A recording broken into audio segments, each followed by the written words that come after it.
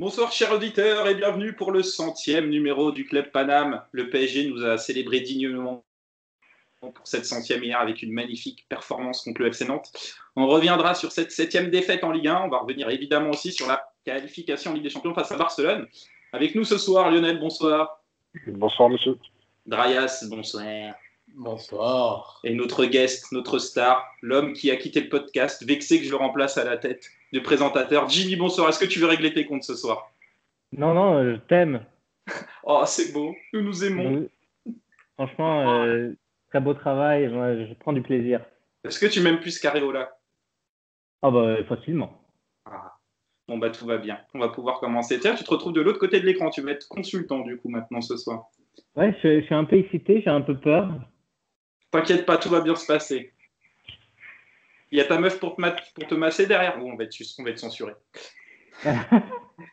Bon, on commence par le négatif. On va commencer tout de suite par ce match hier contre Nantes. Donc, défaite 2-1 du PSG qui menait 1-0. Allez Jimmy, on va te faire débuter. Comment t'expliques cette performance? Est-ce que pour toi c'est mental, c'est physique, c'est tactique, c'est quoi le bordel? Bah, tu vois, j'arriverai même pas à répondre à la question. Parce que déjà, quand on balance la compo, tu vois, je pensais même pas à un match d'après Ligue des Champions ou quoi. Tu vois, pour moi, c'est un peu des conneries. Je vois la compo, je vois Rafinha, Verratti. Et le premier truc que je pense, c'est le sexe, tu vois. C'est le plaisir, c'est l'amour. Et je me suis dit, ça va être un beau match. Voilà, face au FC Nantes qui va blinder derrière. On va avoir Rafinha, Verratti, Draxler, Mbappé devant. Ça va faire des espaces. Voilà, on va prendre du plaisir. Eh ben, c'était tout le contraire. Et il y a une chose que j'arrive pas à expliquer, et là, je vais vous demander votre avis, c'est que j'ai pas de problème à ce qu'il y ait une équipe comme Manchester City qui enchaîne les victoires, qui marque des buts. Et puis, il y a un soir où ça va mal se passer. Ils vont tenter, pas y arriver, ça va pas rentrer. Et puis l'autre équipe comme United, disons, péno au bout de 20 secondes et après le break sur un truc à la con, quoi. Ça arrive, toutes les équipes perdent des matchs comme ça, le Bayern, pareil. Et ça nous arrivait à nous aussi sous Emery ou même première année de Tuchel, on va dire. Mais là, cette saison, on a un PSG qui, quand il perd, il se crée aucune occasion. C'est incroyable. Je comprends pas. C'est 0 tir cadré. C'est-à-dire qu'on perd, mais une belle défaite, quoi. Donc comment est-ce que vous expliquez qu'on passe d'une équipe qui arrive à mettre des buts tout le temps à une équipe qui ne cadre même plus, quoi. Quand on perd contre Monaco, quand on perd hier, ou même contre Barcelone, c'est des matchs où on n'a pas d'occasion. Et ça, je ne comprends pas. Il est énervé, le Jimmy. Il pose une question, il laisse pas d'espace pour répondre. Pour aller dans ton sens, les accepted goals hier, c'est 0,60 pour le PSG et 1,40 pour Nantes, je crois. Donc, il y a des explications qui sont possibles quand même. C'est la saison très particulière avec le Covid et particulièrement pour le Paris Saint-Germain avec la finale des champions et le championnat qui s'est enchaîné dans la foulée. Donc il y a eu un déficit physique qu'on continue de payer jusqu'à maintenant. Ensuite de ça, tu as eu un changement de coach qui est intervenu en milieu de saison. Tu as quand même une rationalisation derrière qui fait qu'on se retrouve avec... alors, est-ce que cette rationalisation suffit pour justifier les matchs qu'on voit? Non. Mais la rationalisation, elle existe. Moi, le motif d'espoir, ce à quoi je m'accroche par rapport à ta réflexion, c'est le match que j'ai vu contre Barcelone, qui est peut-être le meilleur match que j'ai vu jouer, le match aller, qui est peut-être le meilleur match que j'ai vu Paris jouer depuis 2 ans à minima. Depuis le 4-0. Depuis 4-0. Ouais, facile, ouais. Voilà, et du coup, il y a un motif d'espoir. Et après, sinon, oui, c'est vrai que on enchaîne purge sur purge, on enchaîne une inefficacité dans toutes les zones du terrain et que c'était peut-être en défense, mais même ça, c'est en train de partir en couille en ce moment. Mais ça peut aussi se rationaliser par la saison très très particulière qu'on est en train de vivre et c'est une réalité qui est très très vraie pour Paris Saint-Germain. Paris Saint-Germain, il faut rappeler quand même que c'est le seul club en Europe qui a enchaîné aussi vite la Ligue des Champions et les championnats. Et on n'a pas été épargné en plus par le Covid avec un petit intermède avec les Ibiza et consorts. Voilà, on n'a pas fait semblant d'accumuler les tuiles. C'est vrai que cette année, tu joues un gros, que tu joues le 19e du championnat, tu sais que tu peux perdre, quoi. Ça aussi, c'est nouveau, c'est que les équipes viennent en sachant qu'ils peuvent nous battre. À un moment, il y avait une sorte d'équipe qui venait battue au pas. Ça, tu l'as plus. Lionel, toi, tu l'expliques comment cette nouvelle contre-performance aussi bien au niveau du score que du jeu? C'est difficile à expliquer. La performance était clairement mauvaise. Même en première mi-temps, on mène à 0, mais c'est limite un hold-up. Alors on avait quand même dominé dans le jeu, mais les occasions étaient plutôt du côté du FC Nantes. Après, je pense que comme expliqué Drayas, on est dans la continuité de ce qu'on voit depuis bientôt un an. Et en plus d'avoir enchaîné Ligue des Champions, championnat, faut pas oublier qu'on a quand même coupé pendant 4 mois. Et quand on se rappelle les équipes qui ont repris après 6 ou 7 semaines de confinement, comment ça a été compliqué pour eux, on peut imaginer que pour le Paris Saint-Germain, en ayant repris pratiquement 4 ou 5 mois sans jouer, puis après, sans faire une vraie préparation physique, on peut se rendre compte que aujourd'hui, que ce soit physiquement ou mentalement, les joueurs sont clairement pas au point. Donc ils vont être capables de faire des performances, peut-être dans des matchs contre le Barça, parce qu'il y a ce surplus de motivation dans cette compétition. Mais en Ligue 1, je pense que ce sera difficile pour nous de voir le Paris Saint-Germain faire beaucoup plus que ce qu'on voit aujourd'hui. Une petite question, Lionel. Est-ce que tu penses que si le PSG avait joué ce match en premier avant le résultat des autres, ça allait gagner? Et est-ce qu'il n'y a pas aussi on a à chaque fois l'impression que dès que les adversaires perdent des points, nous, on en perd derrière aussi. Donc là, les 3 équipes avaient perdu 2 points, on arrive à en perdre un point de plus qu'eux. Est-ce que là, il n'y a pas une pression mentale sur les joueurs, comme quand on perd le titre sous Emery d'ailleurs? Je ne sais pas si c'est une pression mentale, mais on peut comparer les prestations de toutes les équipes, que ce soit par exemple Lille-Monaco, où j'ai pu voir une partie du match. Lille se déplace à Monaco sans avoir l'obligation de faire le jeu. Lyon-Brest, alors j'ai pas vu le match, mais en connaissant un peu Brest, on sait que c'est une équipe qui est joueuse, etc. Quand on voit les derniers matchs du Paris Saint-Germain, bien souvent les équipes proposent plus ou moins la même chose. Alors, ce n'est plus comme avant où elles restent derrière et elles ne cherchent pas à sortir. Mais on voit un peu ce que Emery avait subi, c'est-à-dire que Pochettino ne connaît peut-être pas bien la Ligue 1 et il a du mal à trouver aujourd'hui quelque chose qui à contrecarrer les bus, entre guillemets, et sans se mettre en difficulté aussi derrière. Tuchel, alors on peut reprocher plein de choses à Tuchel, mais les latéraux sous Tuchel n'étaient pas tous les deux aussi hauts. Ce qu'on voit un peu plus avec Pochettino, et notre défense a vraiment du mal à gérer la profondeur, ce qui peut créer aussi de gros problèmes contre des équipes qui se mettent derrière et qui jouent la contre-attaque à fond. D'ailleurs, Jimmy, pour répondre un peu à ta question, tu regardes les matchs du PSG, tu regardes les prismes des matchs du PSG, tu peux le regarder avec la charnière Marquis-Kimpembe. Les deux font des matchs plutôt très bons contre Barcelone en Ligue des Champions où ils sont très concentrés, mais par contre, les 3 dernières performances en Ligue 1 qu'ils font, c'est une catastrophe avec des fautes de concentration. Ils sont vite passés, comme si tout leur influx mental et physique qui leur restait, ils pouvaient le faire qu'une fois par semaine. Ouais, non, mais il y a un truc, c'est que, par exemple, Lionel a comparé un peu sous Emery, quand on perd le titre, ou je sais plus, c'est toi avec Basto qui a dit ça, mais pour moi, c'est pas du tout pareil, dans le sens où avec toi, Jimmy, moi. là on n'a pas de concurrent en face, c'est-à-dire que même si on a vu, je sais pas combien, 8 défaites, là, on arrive quand même à être à 3 points du leader. Sous Emery, c'était pas vraiment nous qui perdions le titre, c'était juste Monaco qui était trop fort. Là, cette saison, c'est pas normal. Moi, j'aimais bien. Je regarde mon PSG le dimanche soir. À la fin du week-end, je vais me coucher, pas de stress. Là, hier, je me chie dessus sur mon canapé, je suis en sueur, je suis pas bien. Même Nantes, qui est avant-dernier de Ligue 1, enfin dans les derniers, ils font une contre-attaque face à Marquinhos, Kimpembe, qui sont censés être une belle charnière. Je me chie dessus. Les mecs, ils n'arrivent plus à arrêter. J'ai peur de n'importe quel attaquant de Ligue 1, même s'il a 10 en finition, s'il a 90 de vitesse, j'ai peur. Voilà, aujourd'hui, il n'y a plus de plaisir, c'est que du stress. Là, je suis là, ma copine, elle fait à manger, elle me voit, c'est limite, je suis pas en train de pleurer, c'est du viol tous les week-ends. C'est bien, on était déçus de ne pas avoir d'émotion en regardant le Paris Saint-Germain parce que c'était trop facile. Pour une fois qu'une année, on souffre un peu et pour aller chercher ce titre, c'est pas plus mal. Un peu. C'est bien aussi pour le reste du championnat de France. C'est quand même, il y a quand même des différences. C'est-à-dire que avant, effectivement, on était inquiet, on était stressé. là, il y a une lassitude qui se met en place en plus.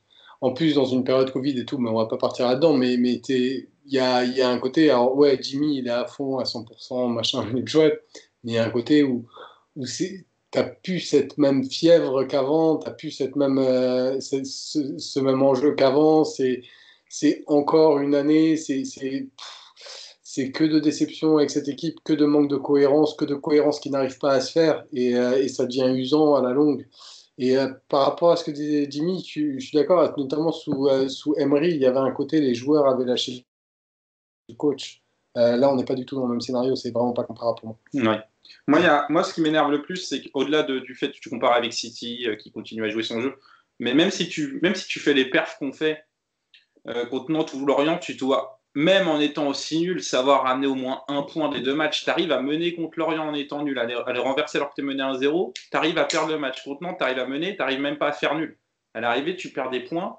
Si tu perds un point comme ça sur 5 ou 6 matchs, c'est les points qui feront la différence en fin de saison. On ne sait pas gérer quand on est mauvais, le fait de savoir se contenter de parfois plus. Et à côté de ça, on n'est pas bon. Oui. Donc on ne sait pas gérer quand on est mauvais, et en plus on n'est pas bon. Donc ça fait beaucoup pour plaire. On va remettre une rubrique qu'on n'a pas fait depuis longtemps, mais pour petit hommage. Petit hommage avec le retour de Jimmy. Les top et flop. Les top et flop du match contre Nantes. Lionel, est-ce que tu as des tops? Si tu en as 3, tu t'en donnes 3. Si tu en as moins, tu en as moins. Est-ce que j'ai des tops? Rafinha, je trouve qu'il a été bon en tout cas en première mi-temps. Qui ça, pardon? Rafinha en première mi-temps. Et on va dire pas top, mais joueur neutre, Abdou Diallo. D'accord. Moi j'ai 3 tops. Hein. Vas-y Seb. Alors, non, mais Danilo, Dagba et Kerrer. La rentrée de Kerrer hier, t'as pas vu ça, heureusement Seb, la rentrée de Kerrer. Oh là là, oh mon Dieu. Jimmy, tes top. Je vais mettre l'arbitre. Sans troller, je trouve que Stéphanie Frappard, elle a fait une bonne. C'était elle. Non, c'était Bill Monaco. Putain. Je sais pas qui était l'arbitre d'hier, mais merci pour le péno oublié. Ça fait plaisir. Navas en top aussi parce qu'il fait un bel arrêt première mi-temps qui permet de garder le 1-0. Et je crois que ça va être tout. Hein. Même moi, Rafinha Verratti, je les ai trouvés vraiment pas bons hier. Rafinha par rapport, il a fait prendre rouge. Et j'adore ce joueur par rapport à ce qu'il fait d'habitude. Je trouve ça dommage. Depuis son retour, depuis l'arrivée de Pochettino, je l'ai pas vu un match bon en fait, Rafinha, si on fait le bilan. Tu rigoles ou quoi? Non, j'ai pas vu le match, mon avis, il a été très bon. Non, il était sur le meilleur relatif. C'est le premier match où il était nul. Là, c'était vraiment le premier match où je l'ai trouvé vraiment nul. Le reste, il a toujours été clean. Hein. Moi, j'ai trouvé bon en première mi-temps, en seconde mi-temps. Moi, je le trouve moyen. Je l'aimais beaucoup avant sa blessure. Et là, je le trouve moyen depuis sa blessure. J'ai l'impression qu'il a vraiment du mal à retrouver le rythme. Si je veux mettre Di Maria, tiens, en top. Di Maria que j'ai trouvé qu'il tentait. Tu vois, il a fait quelques enroulés en extérieur de surface. J'ai trouvé que c'était pas mal. Et c'était limite le seul qui tentait de faire quelque chose. Donc, je vais quand même mettre Di Maria, surtout qu'il revenait. Et Di Maria, il a le corps d'une asperge, mais il n'est pas si souvent blessé que ça par rapport à d'autres joueurs. Et je trouve qu'il peut enchaîner. Et même à 33 ans, je trouve que c'est un joueur qui est assez fiable niveau physique. C'est-à-dire qu'il est là, le mec il revient, il n'a pas joué depuis je sais pas combien de temps, et il arrive, il fait ses enroulés, c'est cadré, machin. Jimmy est vraiment traumatisé. Si on arrive à juger que enfin on a un joueur qui est fiable physiquement et qui se dit Di Maria, c'est là tu vois qu'il est vraiment traumatisé. Ah non, mais bon, je trouve tu me demandes du positif, je vais chercher du positif dans les fonds de tiroir. On en reparlera tout à l'heure. Di Maria, pour les circonstances qu'on connaît, c'est peut-être un de ses derniers matchs au PSG.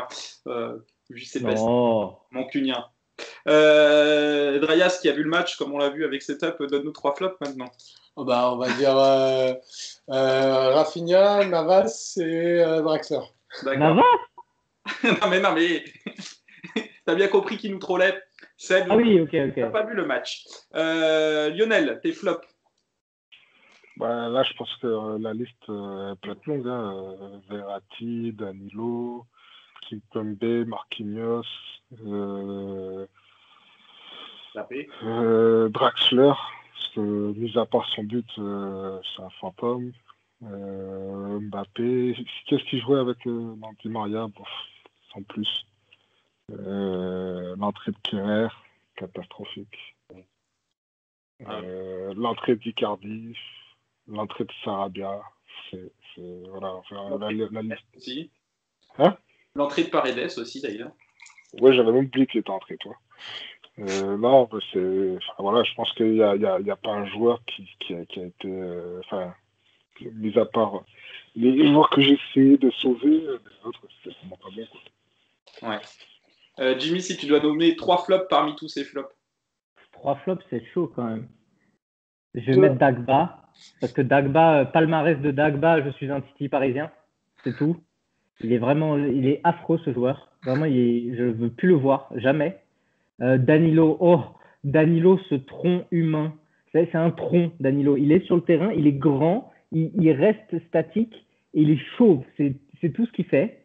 Je comprends pas pourquoi Leonardo a laissé chercher ce joueur-là. Leonardo, il connaît la Serie A. Alors, juste 30 secondes sur Danilo. Seb me disait qu'il avait lu les notes de Culture et Culture avait mis une bonne appréciation sur Danilo. Et je disais que tout le monde l'avait trouvé nul à part eux. Donc, je pense que. Non, mais en vrai, c'est pas le pire Danilo. Mais en vrai, c'est parce qu'il sert à rien. Donc, il fait rien. Donc, il fait rien.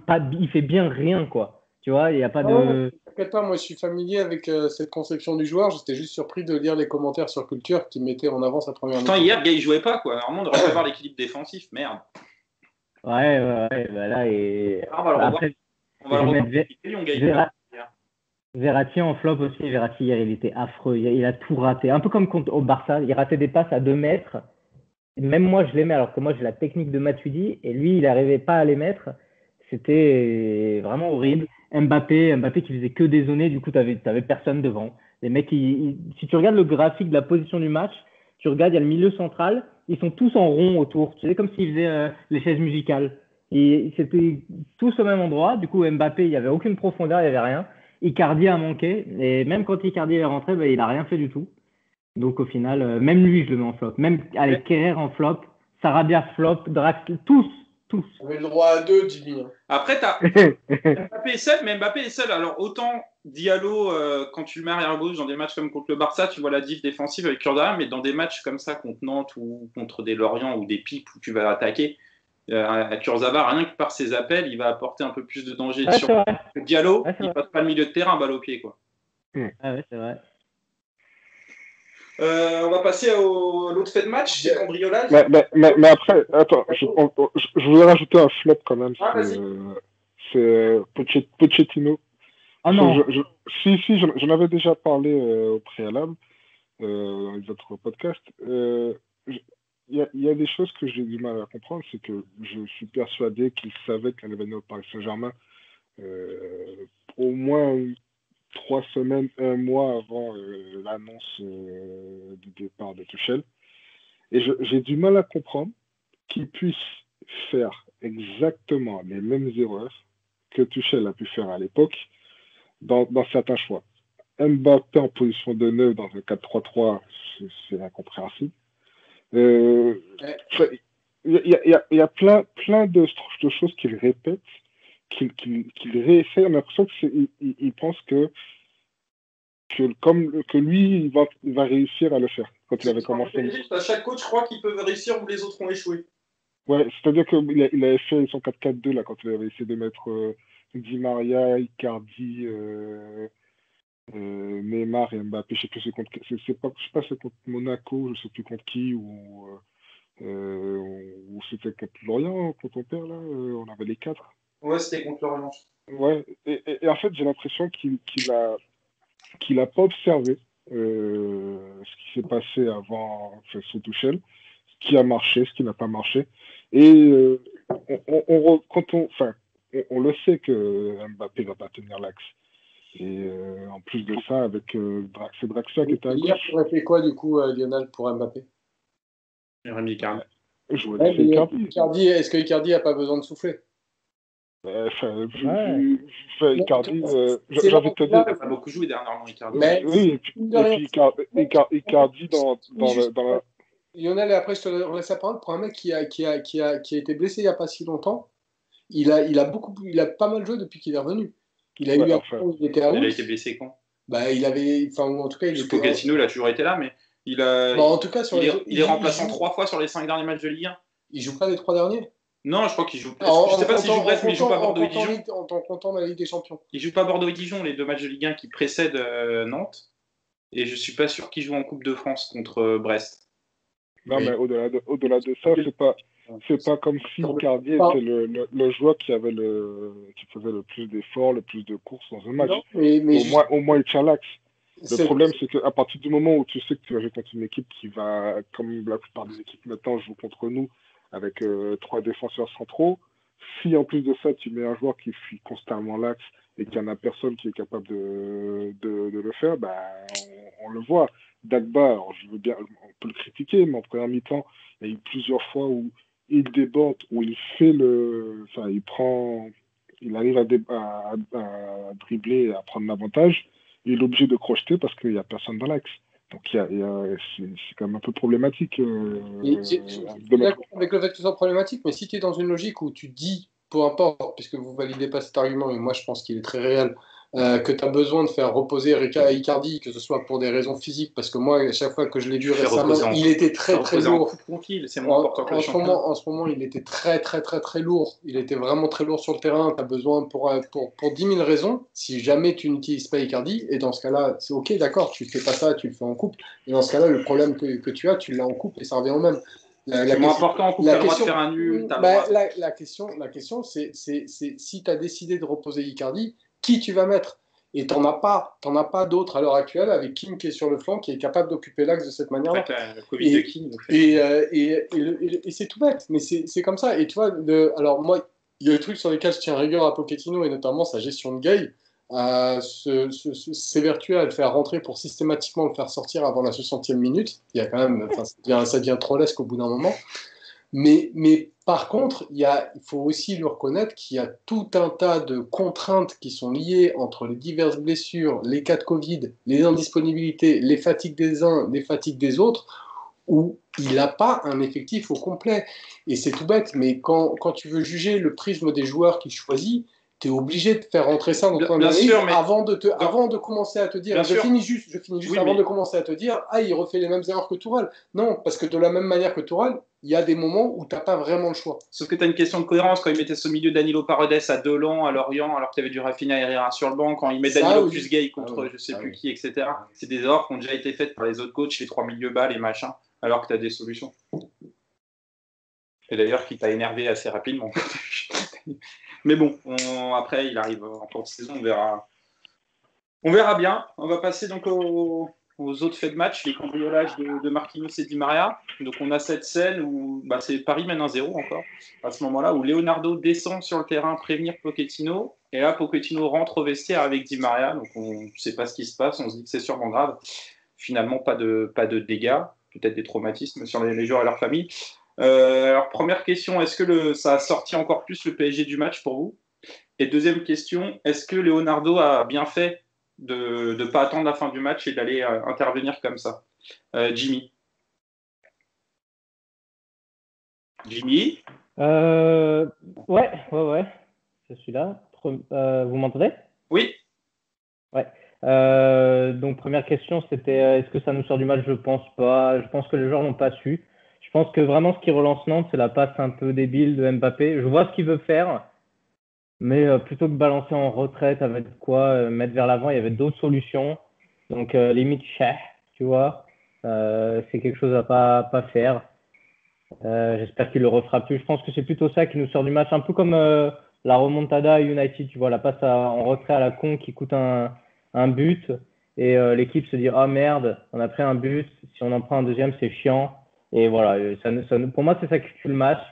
Et ce que Leonardo a bien fait là, je ne saurais pas trop répondre. Oui, je pense que si quelque chose de grave est arrivé, mieux vaut prévenir le plus vite possible pour que Di Maria revienne auprès de sa famille. Voilà, j'ai pas trop envie de parler de ce sujet. Personnellement, j'espère que lui va bien, que sa famille va bien, qu'il n'est pas trop dégoûté et qu'il revienne en forme mentalement, parce que je sais que c'était quelque chose qui l'avait pas mal affecté à United. Donc je sais qu'il se sent mieux quand même à Paris qu'à Manchester. Donc j'espère que tout ira bien, et voilà. Darius, est-ce que tu comprends l'intervention de Léo? Déjà, par rapport à Jimmy, je pense que si, tout le monde le voit. Tous les joueurs le voient. Enfin, on est Ils ont vu Pochettino rentrer avec Zimmer. surtout dans un stade sans spectateurs. Tout à coup, tu as le directeur sportif qui débarque sur le banc, ça tu le vois pas forcément, et tu vois tout à coup ton coach en train de sortir. Tu as au moins 3-4 joueurs qui l'ont vu, et a priori tous les joueurs l'ont vu. Après, est-ce que ça les a impactés psychologiquement? Moi, j'ai pas vu le match, donc je vais avoir du mal à répondre. Maintenant, je trouve que Jimmy a tout dit sur Leonardo qui va sur le terrain. Si potentiellement, et à ce moment-là, c'était potentiellement quelque chose de grave, c'était produit avec les informations qu'ils avaient à disposition, tu es obligé d'intervenir. Alors, a priori, ils avaient les infos dès la mi-temps. Léo et Pocket, ils n'ont pas parlé aux joueurs à la mi-temps. Et ils sont intervenus. Je pense qu'ils avaient les infos sur Marquinhos, peut-être, à la mi-temps, pas sur celle de Di Maria. Mais à l'arrivée, c'est Marquinhos ou c'est Marquinhos où il y a eu agression physique il y a eu du père. Ouais, chez les Di Maria, ça a été un vol. Ils ont pas vu. Ils ont vu les fractions, mais ils n'ont pas vu les malfaiteurs. Lionel, ton avis là-dessus? Non, je pense de toute façon, imaginons que quelque chose de grave s'était passé du côté de Di Maria et que Di Maria apprenait que Leonardo avait été informé et qu'il avait refusé de donner l'information. Je pense que ça aurait pu avoir des conséquences sur la vie de groupe un peu plus graves à long terme. Donc, je pense qu'il a eu raison de réagir comme ça. Est-ce que ça a sorti l'équipe du match? C'est possible. Après, je pense qu'en ce moment, on se rend compte qu'il n'y a pas besoin de grand-chose pour sortir l'équipe du match. Donc, à mon avis, ça a joué forcément, mais peut-être pas plus que ce qu'on en pense. Ok, on espère que tout ira bien pour eux. On parlera de la suite du championnat et notamment de l'île et Lyon. Après notre interlude de Ligue des Champions, on va passer à la qualification du Paris Saint-Germain, qui a donc confirmé, c'est un bien grand mot, sa victoire à l'aller avec un nul 1 partout. Au niveau du score, Paris se qualifie donc assez aisément, 5-2. Au niveau de la prestation, c'était tout autre chose. Seb, est-ce que pour toi, c'était une faillite psychologique ou tactique? Pour moi, paradoxalement, j'étais bien plus énervé par la deuxième mi-temps que par la première mi-temps. Parce que la première mi-temps, pour moi, s'expliquait par la faillite psychologique, alors qu'en deuxième mi-temps, elle s'explique par la faillite tactique. Et j'ai bien plus d'affection pour la faillite psychologique que j'en ai pour la faillite tactique. En deuxième mi-temps, on arrive à combler les espaces. Et peut-être que Barcelone a un peu baissé le pied, mais j'ai du mal à comprendre comment tu peux baisser le pied quand tu es obligé d'en marquer 5 et que tu as une telle mainmise sur la première mi-temps. Je pense que c'est bien plus nous qui avons su refermer les espaces qu'on était incapable de faire en première mi-temps. Et quand on lit l'interview de Verratti, on a l'impression que première mi-temps, il n'y a pas de faillite psychologique, mais moi j'ai vu des choses, le nombre de passes ratées, le nombre de passes qui allaient en touche, l'incapacité à se coordonner, le fait de systématiquement reculer. Les deux seuls qui étaient au niveau, c'était les centraux. Et pour la deuxième mi-temps, bah ouais, on a réussi à colmater les brèches, mais alors par contre, au niveau jeu, il n'y avait rien de rien de rien. Oui, Barcelone a eu quasiment plus d'occasions en deuxième mi-temps, mais on n'en a pas eu beaucoup plus. C'est-à-dire qu'on est passé d'un match où on était des fragiles psychologiques à un match pauvre, inintéressant et indigne d'un match de Ligue des Champions. Est-ce que Barça a su réagir avec leur compo par rapport à la Ligue? Est-ce qu'il y a aussi quelque part une prouesse tactique? Bien sûr, il y a de ça avec le fait d'avoir créé un surnombre au milieu, d'avoir créé des décalages sur les ailes avec les ailes qui étaient très très hautes et notamment Jordi Alba et Dest qui nous ont fait extrêmement mal. Il y a de ça, mais on aurait dû savoir réagir et d'ailleurs on a su le faire en deuxième. Ouais. Est-ce que Lionel, tu étais comme beaucoup de supporters parisiens, tu as eu une peur, un relan de la remontada, notamment au moment du penalty pour Barcelone? Tu m'envoies un petit message sur WhatsApp où tu me dis on va se faire sortir. Écoute, pas tout à fait honnête, cette peur a démarré avant le match. Je pense que depuis la remontada, et je vais même sortir du Paris Saint-Germain, je pense qu'en Europe, ça a changé la mentalité de l'approche d'une équipe lors des matchs retour quand elle a perdu. On a pu le voir ces dernières années, par exemple, quand le Real va gagner à l'Ajax et qu'au retour, l'Ajax, même si le score n'était pas aussi. La défense de but n'était pas aussi importante, l'Ajax y a cru. On l'avait vu aussi l'année où, même encore avec le Real, où quand il gagne à Turin 3-0. À Liverpool, Barcelone, Ajax, Tottenham, il y en a eu plein. Voilà, exactement. Donc je pense qu'aujourd'hui, la remontada, le Paris-Barça, la remontada, a changé la mentalité des équipes qui, lors d'un match retour, ont perdu par un gros score, etc. Et elles arrivent plus libérées et en se disant c'est possible, les autres ont réussi à le faire, donc on pourra le faire. Et je pense que même l'équipe qui a gagné à l'aller, psychologiquement, et quel que soit le match, elle n'arrive pas aussi confiant et de manière. On a pu le voir aussi avec Dortmund qui, contre Séville, n'a pas s'est fait remonter après avoir mené 2-0, s'est fait remonter 2-2 et je pense qu'il n'est pas passé loin de perdre 3-2 et de la prolongation. Donc, je pense que psychologiquement pour tout le monde, que ce soit les supporters ou les joueurs, on sera marqué à vie par cet événement et même si on a su passer le Barça, je pense que quel que soit le match, lorsqu'on se retrouvera dans une posture où on doit gagner à l'aller avec un fort pourcentage, une forte probabilité de se qualifier pour le prochain tour, on aura toujours cette crainte et je pense que il y aura du mal à effacer ça. Jimmy, toi aussi, t'avais une crainte dès l'avant-match. Tu nous disais, je suis le seul à pas être confiant ou quoi. Donc toi, tu le ressentais, cette crainte, il me semble. Et qu'est-ce que tu as pensé de la performance derrière et comment tu l'expliques? Ah oui, moi, au match aller, j'étais pas du tout stressé, pas plus que ça, parce que je pensais vraiment qu'on allait se faire démonter. Et on gagne 4-1. J'étais très content. Et j'étais vraiment très confiant. Et plus les jours arrivaient, et 1 heure avant le match, j'ai vraiment très stressé. Je sais pas pourquoi, je le sentais pas bien. Et j'arrive chez mon pote et je lui dis que je le sens pas. Et le match commence et c'est vraiment le match pourri, remonte à 2, quoi. Affreux. Surtout qu'on sait que, comme le dit Lionel, et je me rappelle, j'avais dit ça sur Twitter avant, j'avais dit Paris a lancé une mode. Paris, c'est la capitale de la mode, on a lancé la mode de la remontada. Il y en a, une fois qu'on s'est pris le 6-1, il y en a eu partout. D'ailleurs, Barcelone, on a fait les frais chaque année après. Donc vraiment, je le pensais. Je me suis dit, on va prendre cher et on fait rien. Et les minutes, c'était très long, hein, le match. Tu regardes chaque minute, tu dis, bon, si on se prend pas de but avant la deuxième mi-temps, ça passe, machin, blablabla. C'est affreux. Heureusement, Navas nous sauve le penalty. Tu vois, bizarrement, le penalty, quand il y a penalty, je le sens bien Navas l'arrêter. Comme je sentais Ibra le rater contre City, là, je le sentais bien. Et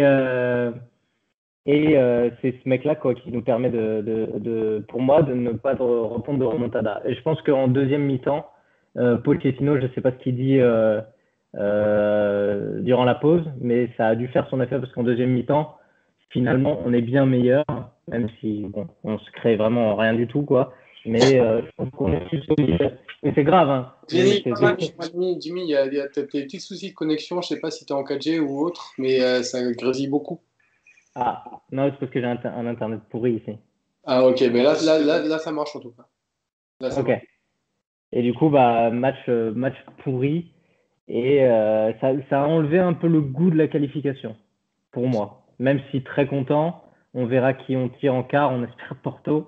Mais ça a enlevé un petit peu le goût d'accomplissement de la première mi-temps, quoi.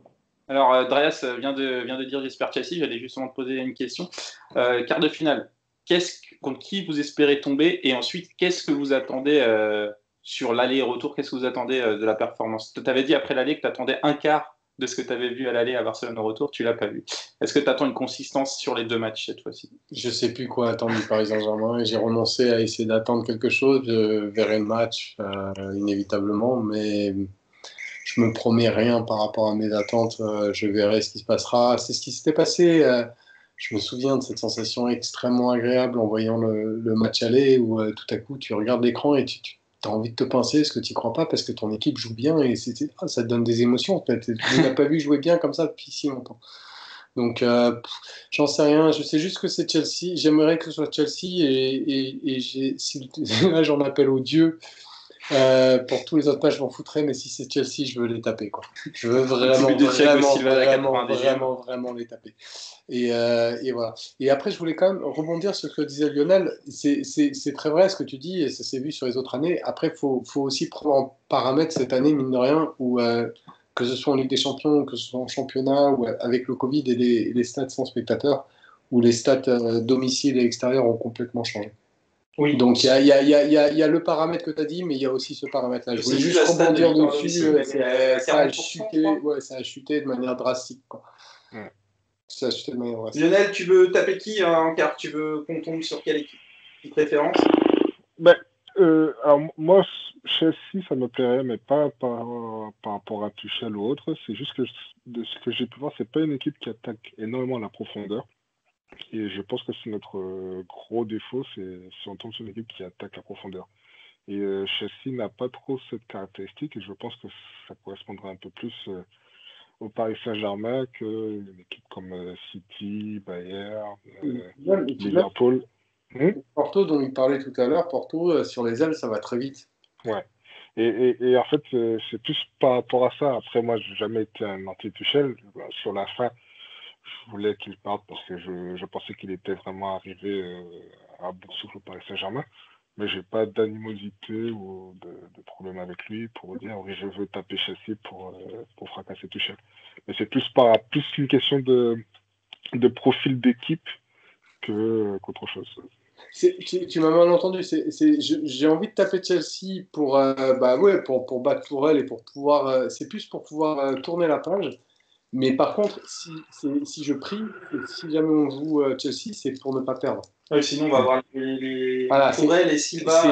C'est surtout dans ce sens-là en fait qu'il faut le On va en prendre. prendre pour Après, 5 ans. si tu veux, le fait de taper Tourelle, ouais, c'est un petit truc. Et au-delà de ça, ça permet de vraiment tourner la page. Ça permet de vraiment passer à autre chose. Ok, c'était hier, quoi. Jim, une question pour toi. Tu penses qu'Olivier M, il sera pour Paris ou Chelsea? C'est pour qui la question? Ouais, c'est pour toi, Jimmy. Ah! Non, je sais pas. Que Dieu le bénisse. Moi, si je devais tirer une équipe, en vrai, après c'est le PSG, c'est vraiment pile ou face, quoi. Tu peux tomber sur un PSG horrible et te faire sortir par Porto et sur un très bon PSG et rivaliser avec City. Je pense qu'en aller-retour, il y a que Bayern et City vraiment qui nous battent à plat de couture. On n'a aucune chance selon moi. Le reste, Real malade, même Liverpool qui va pas très bien, Dortmund, c'est vraiment, c'est pas non plus la folie. Alors moi, mon préféré, ce serait Porto, forcément. Bon, parce que vous dites que Porto, ça va vite sur les ailes, mais bon, si on commence à avoir peur de Porto, on n'a pas fini. Et oui, forcément, Chelsea, j'aimerais beaucoup pour éliminer Thomas Tuchel, que moi, je peux plus le voir. Moi, rien que de voir sa tête sur la télé avec sa calvitie, moi, ça me donne envie de vomir. Et Thiago Silva aussi, ça me ferait plaisir de l'éliminer de la Ligue des Champions pour toutes ses déclarations depuis qu'il a quitté le PSG, il est insupportable. Donc, mais que si on gagne. Chelsea, vraiment, si on le perd, je veux pas perdre, c'est pas possible. Donc, j'irai Porto. Donnez-moi Porto. Mais on aura le Bayern. On aura le Bayern, tout le monde le sait. Moi, j'espère qu'on arrivera enfin à faire et un match aller et un match retour, parce que des gens qui ont dit qu'on avait franchi un cap mental l'année dernière avec la Ligue des Champions, mais l'année dernière, il ne faut pas oublier qu'en fait, c'est un final 8 sur un match.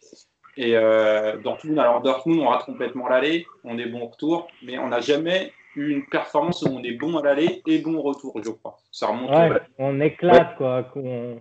Mais après, quand on regarde bien sur les dernières Ligues des Champions, tu as le Barça avec la MSN et le Bayern Munich. Ce sont les seules équipes qui ont vraiment été bons sur des allers-retours. Bien souvent, en Ligue des Champions, les équipes font un très bon match aller ou retour et un match un peu moins bon c'est rare de voir une équipe qui domine les deux matchs, qui même sur les deux matchs. On le fait à un niveau plus élevé que les autres quand même, cette différence. Ah oui, ça je suis d'accord avec toi. Mais ce que je pense, c'est que on voit très peu d'équipes avoir un parcours linéaire en Ligue des Champions et être très très bon à chaque fois sur les deux confrontations. C'est souvent un match pour l'un et un match pour l'autre. Ok, on va passer au perf individuel de PSG Barcelone. Drayas, 3 tops. Les deux, la charnière. La charnière loin devant. La rentrée de Diallo. Euh, Après, faut aller creuser Là, le fond. j'entends Jimmy hurler quand il parle de miroir sans avoir cité un joueur. Navas, c'est pas possible. J'ai pas compris. T'as oublié Navas, donc je pense que les deux, c'est Non, comment j'ai pu l'oublier? Ah oui, comment j'ai pu l'oublier? Oui, on est obligé de le citer. Mais tu vas ouvrir un chapitre Navas après, je crois. On va ouvrir un chapitre Navas si vous le voulez, ouais. Mais oui, bien sûr, Navas, oui. Donc la charnière, l'entrée de Diallo et Navas. Oui. Jimmy, 3 tops. Ouais, ben, je vais mettre forcément Navas, GOAT. Pour moi, clair numéro 1 mondial à son poste. Mais loin devant les autres en plus. Vraiment, je trouve qu'il est bien ce joueur. Il y a des joueurs comme ça qui ont l'air de pas subir la pression du match. Tu vois, il y a par exemple Draxler qui est un bon joueur. Il subit complètement la pression du match et il devient nul à chier. Navas, lui, il est toujours bon. Et vraiment, ça lui passe par-dessus. Donc Navas, très bon. Le Marquinhos, je trouve qu'on n'a pas beaucoup parlé de son tacle sur un tir de Messi qui est exceptionnel, qui m'a fait penser un peu à ce qu'il avait fait en poule il y a des années sur un tir de Jordi Alba. C'est contre Barça, peut-être. Non, c'est pas la tête, c'est un retour. Mais non, mais la tête qui sort.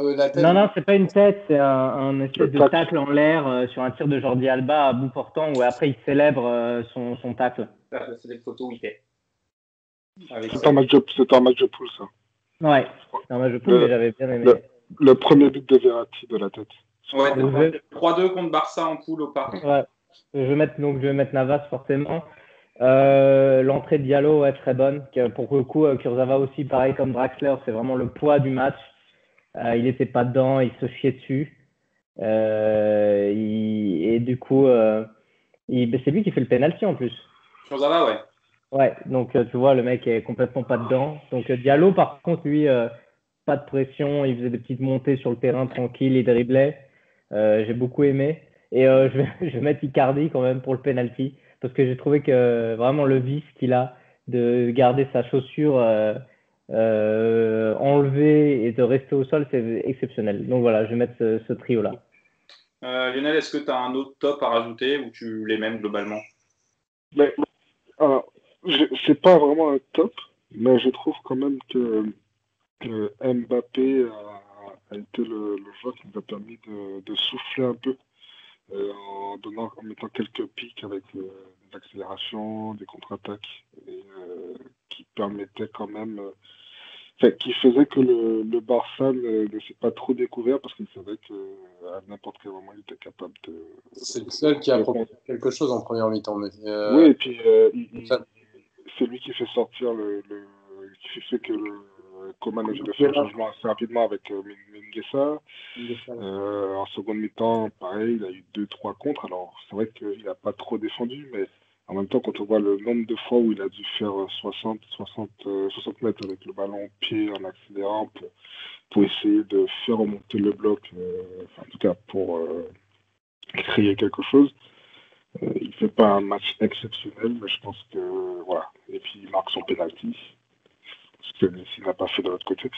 Donc c'est pas un gros top, mais je pense quand même qu'il faut en parler un peu. D'accord. Avant de passer au flop, on va faire un petit débat parallèle sur Navas. On a le fan numéro 1 de Navas qui est Jimmy. Je crois qu'elle a eu son maillot floqué, non, en plus?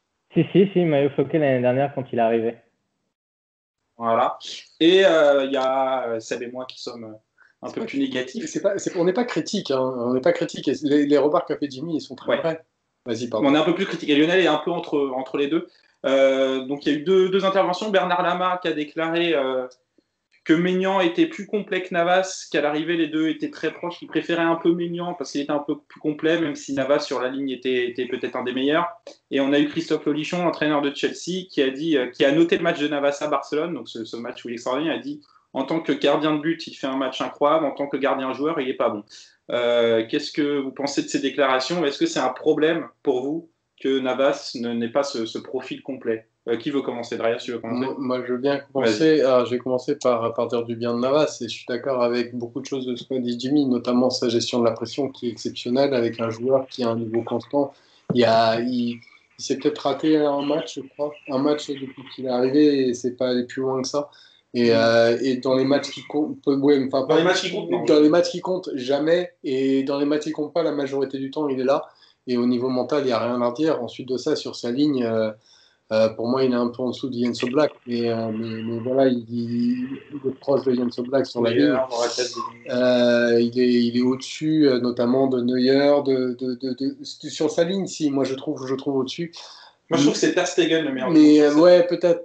Après, voilà, après, c'est un débat. Mais je trouve que tu te mets une belle épine dans le pied en ayant un gardien comme ça qui devient de fait inamovible parce qu'il apporte énormément. Et du coup, tu peux pas envisager de le remplacer, alors que c'est un gardien qui te coûte cher par rapport aux qualités qu'ont les autres gardiens. Et en plus de ça, il y en a qui sont accessibles. Bon, Onana est un peu moins accessible en ce moment parce qu'il est suspendu pendant un an. Moi, c'est mon gardien de rêve, Onana. Mais après, sinon, effectivement, il y a Maignan qui est un ancien Titi qui est exceptionnel. Donc, il y a des gardiens de ce niveau-là, des gardiens qui n'ont pas encore tout à fait le niveau de Navas, mais qui lui offrent déjà une réponse très consistante sur leur ligne, mais qui en plus de ça savent proposer avec leurs pieds, savent suppléer un central, savent même parfois assurer des relances. Ça existe, et le fait d'avoir un gardien qui est aussi irréprochable, mais qui n'a pas ces qualités-là, eh ben, tu te mets dans une situation où tu ne peux pas progresser sur ce poste, et ça pose un problème à mes yeux. Jimmy, est-ce que tu comprends qu'il puisse y avoir ce débat, ou toi, pas du tout? Non, pas du tout. Pourquoi? Pour moi, c'est vraiment... pour moi, c'est même pas Navas, je l'ai jamais vu faire d'énormes bourdes au pied, quoi. Ses dégagements sont parfois éclatés, mais tous les gardiens ont... Ne serait-ce que contre le... mais ça, c'est pas... Le Barça au retour, le nombre de ballons il fait pas de ball, mais il rend les balles à l'adversaire. Le nombre de balles en cloche. Attends, on va laisser finir Jimmy. Si, tu peux pas dire qu'il est bon au pied, quoi. Il est mauvais. Non, il dit qu'il n'a pas coûté de but sur des relances. Mais il rend le ballon à l'adversaire. Jimmy, continue ton argumentaire. Non, mais c'est même pas ça. C'est que des fois, Navas il relance au pied sur les défenseurs. On réessaye, pardon. Vous m'entendez plus? Là, c'est bon. Ok. Non, je disais, Navas, quand il relance sur les défenseurs en passe courte, je l'ai jamais vu faire de conneries, quoi. C'est pas Mandanda sur Zambo Anguissa. Maignan, vous parlez de Maignan ou de Lamad, ce qu'il a dit. Moi, j'adore Maignan, c'est un super gardien. Il est bien meilleur qu'Areola, qui est une daube. Mais Maignan, je l'ai vu tous ses matchs cette saison et il en rate quand même pas mal des dégagements au pied. Et il faut arrêter de me faire croire que Maignan, c'est Messi, chef technique 5 étoiles, quoi. C'est pas le dégagement, c'est le fait d'être libéraux, de sortir à 30 mètres. C'est pas le dégagement au pied, c'est le fait de parfois savoir suppléer tes centraux. Et c'est être capable d'assurer la majorité de tes relances propres. Il parle aussi de la hauteur. Je pense que tu parles aussi de la hauteur du gardien. La hauteur du gardien et le d'accord. De tout simplement de faire une relance au pied qui est intelligente, qui est dans le sens du jeu et qui va vers un des joueurs libres. Je parle pas forcément que des dégagements. Je te parle de la participation d'une manière générale au jeu et à la construction de l'équipe par le premier constructeur du bas, en fait. Je vois ce que tu veux dire. Ça, Maignan, je vois ce que vous voulez dire, mais personnellement, moi, je m'en fous, mais complètement. C'est-à-dire qu'on a un gardien qui a 3 Ligues des Champions. On a un gardien qui a jamais été éliminé d'un aller-retour. Il en a joué, des allers-retours. Attends, prochain. Il a jamais... Ouais, les augures. Mais il a jamais été éliminé. Et le mec est toujours là, il fait pas de vagues. Là, contre Barça, il arrête un penalty. Il est toujours là. Je sais même pas où on serait en Ligue 1. Parce que des contres à la con où on se chie dessus et que Navas, il les arrête même en Ligue 1, il est toujours là, il est toujours présent. Et moi, tu me prends un gardien bon au pied, tu me prends Ederson. Ederson, il se prend 3 buts contre Lyon dans le Final 8. C'est honteux. Moi, je m'en fous de ça. Moi, du moment qu'il arrête les buts, Navas, et je suis tellement traumatisé d'Areola que God bless, je demande rien d'autre. Merci Navas, tu es Dieu, je t'aime. Voilà, c'est tout. Belle déclaration d'amour. Lionel, ton avis sur ce sujet? Je suis un peu entre les deux, comme tu as dit. C'est-à-dire que moi, je suis entièrement d'accord avec Jimmy. On a un gardien qui rassure dans ce qu'il sait faire. Après, l'un des reproches que faisaient même ses coéquipiers au Real, c'est le fait qu'il ne maîtrise pas du tout sa surface de réparation. Et c'est vrai qu'à certains moments, ça fait du bien d'avoir un gardien qui soit capable, sur un corner ou autre, de sortir, prendre le ballon, aller au sol, etc. C'est pas sa caractéristique première. Mais derrière, il est fiable. Et c'est un peu comme Ali Draya, c'est qu'il est tellement fiable que tu peux même pas envisager de le remplacer parce que tu sais ce que tu perdras, mais tu sais pas ce que tu gagneras. Euh, donc, c'est compliqué, mais c'est un gardien qui est, en tout cas, dans le rôle premier du gardien, qui est exceptionnel. Après, dans le rôle moderne, c'est vrai qu'il a des lacunes qui peuvent être un petit peu embêtantes, mais j'ai envie de dire qu'aujourd'hui, je le prends dans son rôle de base et je suis satisfait déjà de ça. Ouais, ouais. Non, mais en fait, tu l'as reprécisé. Justement, moi, ce qui m'inquiète, c'est qu'il soit à ce point fiable. C'est pas que Navas m'inquiète, c'est le fait que ben, une évolution n'est pas possible. Et De toute façon, il a 34 ans. alors après le truc, c'est que les gardiens joueurs, c'était devenu une nécessité il y a 3 4 ans. Ça l'est un peu moins aujourd'hui. Il y a eu un shift dans le méta-jeu, je ne sais pas comment qualifier, dans la manière de jouer, dans le type Oui, d'équipe qui évolution gagne. chaque 5 ans. Voilà. Et donc, c'est un rôle qui est moins essentiel que ce qui pouvait l'être il y a 3 4 ans, où vraiment, enfin, la grande époque de Neuer, où on parlait que de Neuer et tout ça, où c'était Le modèle type du goal allemand avec voilà, les Ter Stegen et même les goals qui étaient... c'était essentiel. Ça l'est moins aujourd'hui. Mais voilà, moi, ce qui me saoule, en fait, c'est qu'il est tellement, il est tellement impossible de lui reprocher quoi que ce soit en tant que goal pur sur sa ligne que tu peux pas te permettre d'envisager une évolution vers. En fait, Navas, c'est un gardien parfait, mais c'est pas le profil de gardien que moi j'aime en tant que supporter, en tant que spectateur, peu importe. Si ça te saoule, tu sais, tu peux essayer de voir s'il peut se faire les croisés. Et l'an prochain, vu qu'il est que prêteur, on récupère un Rayola, tu verras, tu seras plus saoulé par ce genre de problème. Bien sûr, Non, mais je sûr. plaisante, hein, c'est de l'humour, hein, c'est de Tu vois l'humour, ce que je veux je dire, en te fait. taquine. Tu vois Non, ce que non, je veux mais dire. j'ai compris, je t'aide. Et on peut pas envisager un ailleurs tant que Navas est là parce que Navas occupe le poste tellement pleinement et du coup tu te prives d'autres qualités de facto. De toute façon, vous inquiétez Même- pas, il va arriver quelque chose à Navas parce que hier, Seb a réagi à 1h30 du mat, il s'occupait d'un cambriolage chez les Di Maria. Mais il faut pas le dire. Ah, je me suis occupé de Marquis, moi. Moi, j'aime séquestrer. Ah, c'est toi le lion moi, père. moi, j'aime séquestrer les petits T'as jeux. bien moi. visé pour une fois. Ah, j'aime séquestrer les Elles petits le disent jeux. pas d'habitude. Ouais, mais dès que c'est un homme, je vise mieux. On va passer maintenant au flop de ce match contre Barcelone. Lionel, si t'as 3 flops. Kurzawa, déjà. Les latéraux, hein, Kurzawa, Florenzi, les deux, ils ont été vraiment très mauvais. Paredes, Gay et Draxler. En fait, ouais, il y en a plus que 3. Mais si je devais prendre vraiment 3, je dirais Kurzawa, Florenzi et Draxler. Très bien. Seb, sur Florenzi, t'es un peu moins d'accord. Alors, Florenzi, ouais, mais j'en parlerai après parce que ce sera plus simple. Pour moi, le flop des flops des flops des flops des flops du match, c'est Paredes. Curzia match. Ouais.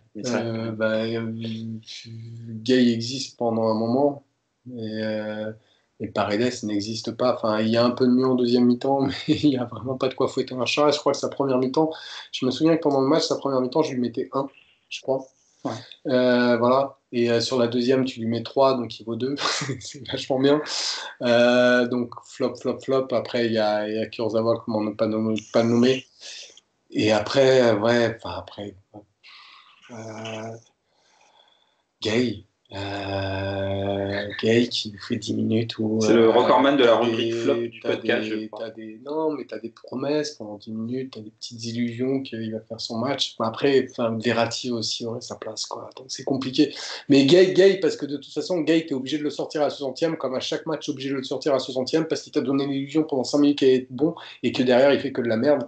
Il est mal placé, il permet pas du tout à un milieu, par exemple. Enfin, Gay amène un déséquilibre de ouf, parce que Marco Verratti peut pas monter un peu plus, parce que Gay est en permanence en train de dézonner, du coup, t'as pas d'assise derrière, du coup, Verratti peut pas monter, du coup, Paredes est en permanence pris directement avec personne qui est devant lui pour bloquer un minimum.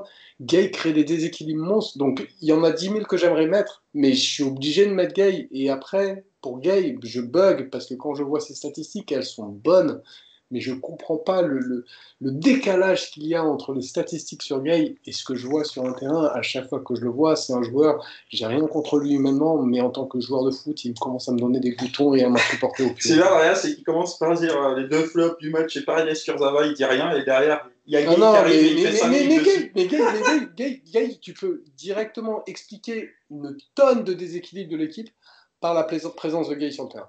Jimmy, tes flops, on va faire un petit débat parallèle derrière sur Florenzi. Donc, Okay. En flop, je vais mettre Navas parce que son jeu au pied, vraiment, ça va pas. Non, je vais gros flop, Kurzawa, forcément en number one. Et je vais mettre Paredes, Verratti parce que les passes ratées à 2 mètres, moi, ça m'insupporte. Avec Paredes qui a vraiment tout raté, Verratti n'a pas été aidé, mais vraiment c'était affreux. Gay, je l'envisage même pas dans les flops parce que pour moi il est le flop, donc il sera toujours là quelque part dans cette catégorie. Donc je vais plutôt choisir ces 3-là. Très bien, débat parallèle sur Florenzi qui, on va dire, divise un peu les supporters. Il est pas souvent nommé dans les tops, mais pas non plus souvent nommé dans les flops. On a l'impression que les gens peut-être se contentent de ses performances. C'est vrai qu'il y a peu d'arrière droit, peu d'arrière latéraux. Est-ce que vous estimez que Florenzi fait le job ou qu'il y a un problème de niveau et qu'il affiche quand même des difficultés de Rayas? On sait que tu le défends plutôt. Notamment sur ce match. Sur ce match, je ne vais pas le défendre dans le sens où il a fait un bon match. Hein. Je le défends dans le sens où des gens le mettaient au même, comme Lionel l'a fait, au même titre flop que Kurzawa. Pour moi, j'aimerais qu'on revienne au premier match contre Barcelone où, mine de rien, il a été jugé assez durement sur ce match.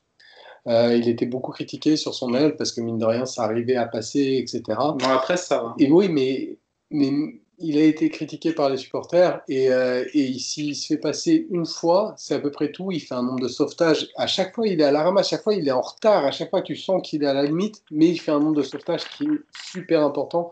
Et c'est peut-être un de ceux qui en fait le plus à l'arrivée sur le premier match. Sur le deuxième match, il n'a pas été capable de reproduire ça. Mais il s'est fait beaucoup prendre. Mais tu te retrouves dans des situations. Les 2 latéraux se sont retrouvés dans des situations à devoir gérer les 2 contre 1 en permanence. Bref, des situations qui sont ingérables. Tu pars sur l'un, il y en a un qui part dans ton dos, tu bloques celui du dos, tu couvres pas celui qui est devant. Enfin bref, tu t'en sors pas. Et ça s'explique par le dézonage du milieu, par le milieu qui était incapable de tenir une maîtrise. À un moment, quand tu as 3 milieux, les milieux ont un rôle pour ça. Les attaquants également doivent couvrir les couloirs. Enfin bon, il y a tout un tas de compensations qui n'ont pas été faites, qui ont fait que les latéraux se sont retrouvés livrés à eux-mêmes. Alors, il y a l'entrée de Diallo qui va contrebalancer ça, mais il faut prendre en compte que l'entrée de Diallo, elle intervient. On est déjà mieux dans le match, on a déjà une meilleure assise au milieu et Barcelone il rentre déjà... à la mi-temps. Il rentre dès le début de la seconde mi-temps. T'es sûr? Oui, il rentre à la pause. Mais en gros, pour moi, la clé, ça s'est joué au milieu. Et le match de Diallo est bien plus simple à gérer parce qu'il a juste eu à s'imposer physiquement contre Dest, mais il n'a pas eu à s'imposer physiquement contre 2 joueurs. Et du coup, tous les jugements qu'il y a sur les latéraux, même si Kurzawa, lui, n'y échappe pas, le penalty et tout un tas de choses, je les trouve un petit peu durs dans le sens où ils étaient vraiment, dans cette première mi-temps, ils étaient vraiment livrés à eux-mêmes. Et ce que j'ai vu de Florenzi, c'est alors qu'il était court physiquement, j'ai vu un mec qui essayait de faire au mieux, qui a fait quelques sauvetages, qui a eu beaucoup de ratés, mais qui a juste fait au mieux par rapport aux dispositions actuelles. Et j'ai pas envie de juste le marteler lui, quoi. Jimmy, tu écris souvent sur les différents forums, différents sites parisiens que Florenzi est une très bonne recrue, tu confirmes? Non, mais en fait, j'ai l'impression que vous faites exprès un débat parallèle sur Navas. Bon, on profite, c'est sûr qu'ils disent, on va pas faire un débat sur Gay alors qu'on est tous d'accord. Attends, c'est la 100e de Jimmy ou pas? Savoir, hein. La 100e du Club Paname, pas de Jimmy. Ah, de Jimmy. Mais c'est surtout que c'est des joueurs qui divisent, c'est pour ça qu'on fait des débats sur eux, parce que les autres... Non, mais attends, l'année dernière, j'ai fait le maillot floqué Navas, cette année, j'ai le maillot floqué Florenzi. Ça, je savais pas, t'as le maillot floqué Florenzi. Oui. Non, mais attends. Parce que Florenzi, pour moi, c'est une très très bonne recrue. Dans le sens où il était bon en 2014. Voilà, c'est tout pour moi. Bonne soirée. Alors, je plaisante évidemment. Oui, pour moi, c'est une bonne recrue parce que c'est un peu la même chose que Navas, mais en beaucoup moins saut qualitatif. Mais quand on passe d'Areola à Navas, forcément, c'est comme passer du caca au caviar. Donc, tu apprécies forcément. Et bon, Florenzi, on passe de Dagba ou Kerrer à Florenzi. C'est pas un saut qualitatif comme Areola Navas, mais ça reste un saut qualitatif. Je trouve qu'il n'a pas coûté cher. Et pour moi, Florenzi, c'est un très bon numéro 2 d'une grosse équipe. Donc, pour moi, il ne devrait pas être titulaire, mais il l'est. Il est là et c'est notre meilleur latéral droit et de très très loin. Pour moi, il est bon offensivement. Alors, défensivement, c'est pas le meilleur, mais je ne vois pas en quoi défensivement il est moins fort que Dagba ou même que Kerrer. Pour moi, c'est un bon joueur. On l'a payé au bon prix. Le seul problème, c'est que physiquement, il est un peu cramé et c'est peut-être ça qui s'est passé contre Barcelone. On a beaucoup de joueurs dans cet effectif qui font un match et on les revoit plus pendant 3 semaines et ça reste assez problématique. Lionel. Moi, alors Florenzi, je pense qu'il a énormément de chance. C'est que le latéral droit qui était avant lui, c'était Thomas Meunier, qui était détesté par les supporters parisiens. Ce qui fait qu'on aurait pu mettre Pierre-Paul Jacques en arrière latéral droit, que les gens auraient trouvé qu'il est génial. Les gens c'est Dagba génial quand Meunier était au PSG d'ailleurs. Hein oui. Jimmy aimait plutôt Meunier, je pense. Oui. Comment moi, j'aimais bien Meunier, moi. Oui, non, mais je pense pas que tu sois le seul supporter. Il y a 100 millions de fans qui suivent le Paris Saint-Germain. Oui, non. Meunier, c'est relativement. Non, mais blague à part. Ce que je veux dire par là, c'est que Florenzi, alors, il a peut-être été un super latéral quand il était à la FM. Mais aujourd'hui, il faut reconnaître que, mis à part son premier match contre Marseille, qu'on perd en plus, j'ai pas souvenir de prestations, de très bonnes prestations de Florenzi. Voilà, contre Barcelone, il est très bon. Il est très bon défensivement, surtout. Ah oui, défensivement, mais oui, c'est vrai. Surtout, en plus, connaissant vos goûts, que ce soit à Troyes ou à Basto, je sais que pour les latéraux, vous êtes plutôt Cancelo que le joueur. Comment? Moi, ça va dépendre. Moi, j'aime bien un déséquilibre avec les deux qui sont capables que tu puisses te déséquilibrer dans un sens et dans l'autre. Je demande vraiment aux joueurs d'avoir les deux qualités. Ouais. Bah, en tout cas, pour l'instant, Florenzi. Alors, là où je suis d'accord avec Jimmy, c'est que oui, je pense que ce serait une bonne doublure, capable de jouer des matchs en Ligue 1, etc. Mais c'est vrai que pour le niveau Ligue des Champions, je suis un peu moins convaincu. En fait, son problème, c'est clairement le volume de jeu. Il a plus. Bon, il s'est fait 2 fois les croisés, le pauvre, mais il a plus de volume de jeu. Et oui, il est très bon, forcément. C'est-à-dire qu'il a une très bonne qualité de centre, mais je le vois faire un centre chaque 2 matchs maintenant. Oui, là, oui. Le premier match, il avait commencé avec 5 centres par match, etc. Là, il les fait plus. Mais là, il est physiquement, il y a eu. Ça fait 4 ans qu'il est cramé. Ben ouais, après, moi, j'espère que c'est des circonstances. Il s'est tapé le Covid, il s'est tapé machin. C'est le seul latéraux sur lequel on peut s'appuyer, blablabla.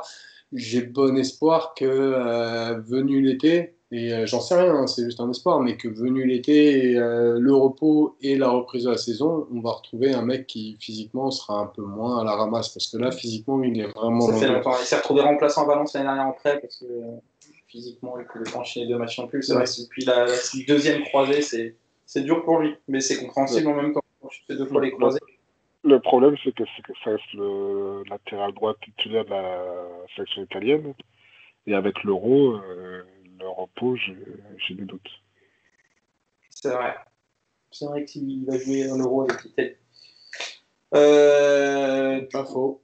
Du coup, on a fait le tour sur cette Ligue des Champions. Un dernier petit sujet sur les matchs à venir. Donc, Lille en Coupe de France dès mercredi. Et puis, un match très important à Lyon. Est-ce que vous êtes confiant? Et qu'est-ce que vous attendez de ce PSG? Est-ce que vous pensez que Paris peut encore viser des titres ou que ça va être très compliqué? Lionel? Je pense qu'on va se qualifier contre Lille et qu'on va faire match nul contre Lyon. Est-ce qu'on peut viser des titres? Oui, parce qu'il n'y a pas d'équipe aujourd'hui qui marche sur l'eau. Lyon, alors... Lyon fait une bonne saison, mais quand on regarde bien, ils ont un match à faire par semaine. Et malgré ça, ils n'ont pas réussi à faire le trou contre une équipe de Paris Saint-Germain qui est très moyenne cette année. Lille, c'est un petit peu meilleur, mais c'est pas non plus exceptionnel. Je pense que c'est une équipe qui a la capacité d'aller chercher le titre. Mais j'ai l'impression que c'est une équipe qui ne va pas chercher à faire le doublé. Et donc, il y a des fortes chances qu'ils ne mettent pas leur meilleure équipe contre Paris mercredi. Andreas. Moi, j'aimerais bien pouvoir bazarder la Coupe de France, mais on ne peut pas parce que c'est Lille. Et donc, l'avantage psychologique pour le match de championnat, tu es obligé de le jouer. Ça devient compliqué. Je suis d'accord avec ce que vient de dire Lionel. C'est-à-dire que Lyon est globalement très décevant. Lille est globalement enthousiasmant, mais n'y arrive pas toujours, pour faire un résumé. Mais le truc, c'est que Monaco part d'un peu loin. Monaco part d'un peu loin, mais tout à l'heure, je mettais en avant en début, les soucis physiques à Paris, avec Covid, enchaînement de Champions League, championnat, etc., etc. On est peut-être l'équipe d'Europe qui est la plus usée à l'heure actuelle. Et si on compare par rapport aux autres les équipes de Ligue 1, ils ont un avantage sur nous à ce niveau-là qui est monstrueux. Et on va jouer minimum 2 matchs de plus que tous les autres, voire plus si on passe Lille et si on passe le quart de finale des Champions, on pourrait avoir à jouer au moins 6 matchs de plus que tous les autres, ce qui est monstrueux sur cette fin de saison quand les organismes sont fatigués. Donc, à titre perso, avec tous les points qu'on a perdus, là, si on gagne notre match contre Lyon et contre Lille, et on imagine un scénario où tout le monde gagne en championnat, on se retrouverait à égalité de points avec Lille et juste devant grâce au goal average. Je ne suis pas sûr que ça suffirait pour aller chercher le championnat. Ça pourrait suffire pour le top 2. Oui, pour le top 2. Mais pour le championnat, à mon avis, on perdra plus de points que Lille d'ici la fin de la saison en dehors. Jimmy, toi qui suis aussi beaucoup Lille cette année, est-ce que tu penses que Lille est le favori pour cette fin de saison? Je sais pas, parce qu'ils ont quand même un calendrier qui est plus compliqué. Je veux dire, nous, une fois qu'on a passé Lyon et Lille, maintenant on perd contre Nantes.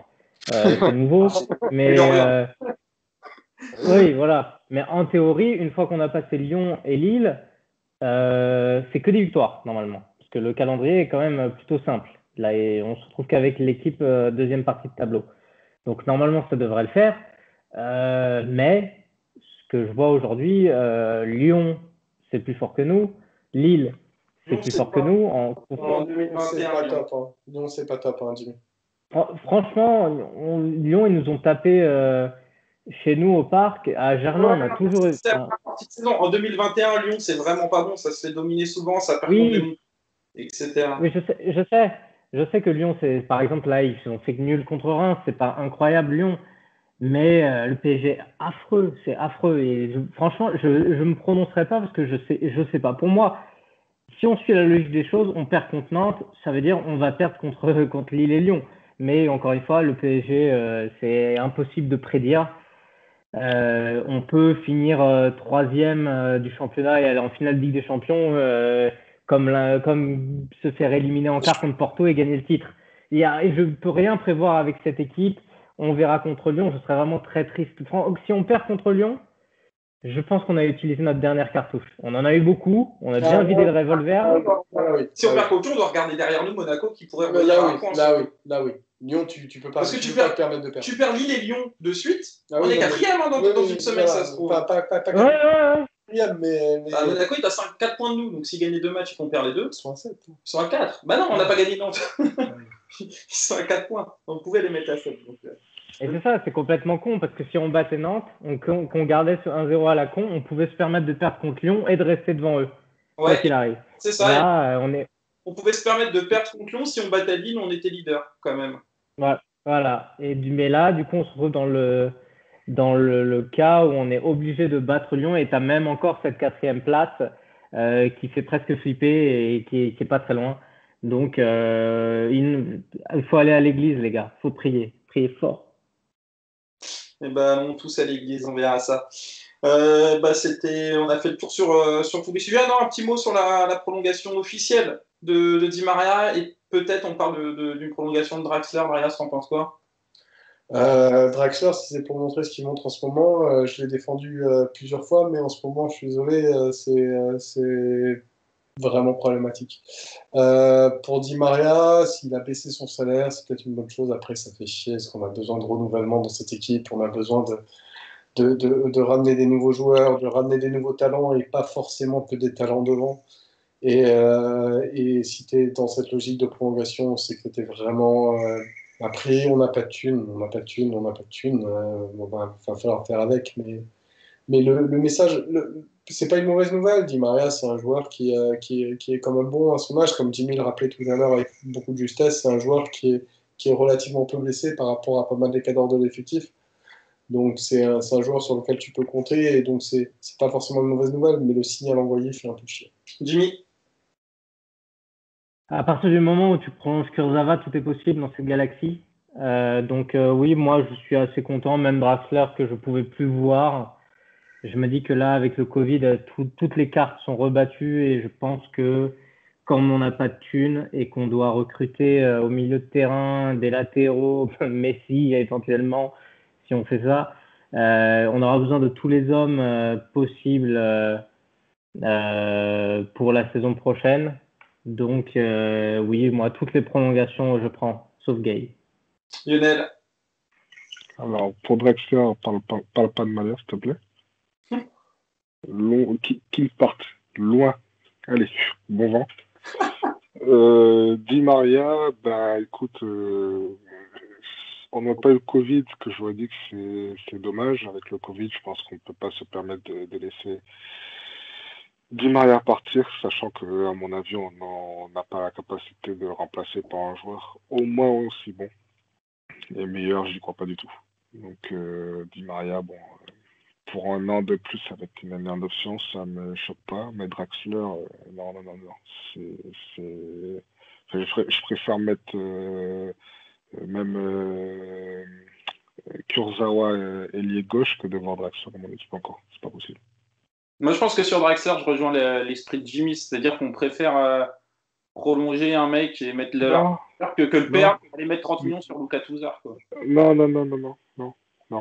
En plus, l'année prochaine, ils vont réouvrir les boîtes de nuit l'année prochaine, sûrement à Paris. Donc, il est gratuit, Draxler. Non, il n'est pas gratuit, il faudra le payer. Donc, non. C'est le PSG. Hein. Rappelle-moi, en tant que directeur sportif. Hein. C'est le PSG. L'exemple que tu trouves, désolé. Mais... désolé, en plus des gars et des Danilo, ce sera Bakayoko, alors pas Touzard.